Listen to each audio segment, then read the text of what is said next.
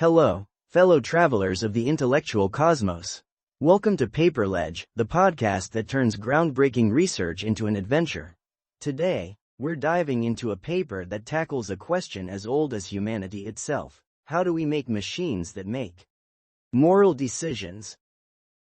I know what you're thinking. AI ethics? Sounds like a minefield of jargon and abstract philosophy, right? Well, buckle up, because this paper is different. It's called MoReBench, Evaluating Procedural and Pluralistic Moral Reasoning in Language Models, More Than Outcomes. And it's not just about what decisions AI makes, but how it reasons its way there. That sounds absolutely mind-blowing. Now, imagine a vast, glittering city floating in the void. This is our ethics metropolis, and each district represents a different aspect of AI moral reasoning.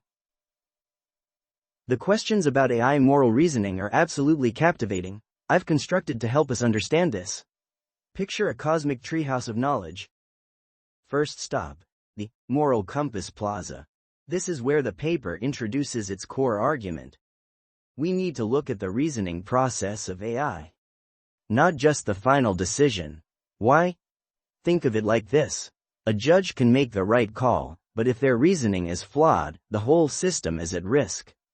The paper, quite rightly, highlights that unlike math or code where answers are often objectively correct, morality is nuanced. I love this focus on process. It's like Feynman always said. The first principle is that you must not fool yourself, and you are the easiest person to fool. The researchers, Chu et al., point out that AI is increasingly involved in high-stakes decisions, from medical advice to autonomous vehicles. And to make sure these decisions actually align with human values, we need to peek inside the AI's brain and see how it works. Fine, yeah, I guess. Look, the point is, this paper is a big deal. Here's where things get interesting. Remember that library we're in? Let's step into the Dilemma Dome, the heart of our ethics metropolis. This is where the researchers introduce MoReBench, a benchmark of moral scenarios. But here's the twist. Each scenario comes with a detailed rubric, a set of expert-written criteria that a good reasoning process should include or avoid. Fascinating. Think of it like this. Imagine you're teaching an alien about human ethics. You wouldn't just give them a list of rules, you'd show them how to think through complex situations. That's what MoReBench does for AI. Now, I want you to join me in visualizing something remarkable. Imagine you're standing at the edge of a vast, swirling galaxy of moral dilemmas, looking out at countless stars representing different considerations, stakeholders, and values. What do you see? What patterns emerge as you observe this landscape? This is precisely what the researchers uncovered when they Let's move on to the theory towers. Here, the paper explores how AI reasons under different ethical frameworks, utilitarianism, deontology, virtue ethics, and more. The results? Scaling laws, the idea that bigger models are always better, don't necessarily hold up in moral reasoning. And, alarmingly, AI models often show a bias towards certain ethical frameworks, like utilitarianism, potentially due to biases in their training data. This is like discovering that our ethical compass is slightly magnetized. Now, let's pause here and reflect. You might be wondering, so what? Why does this matter to me?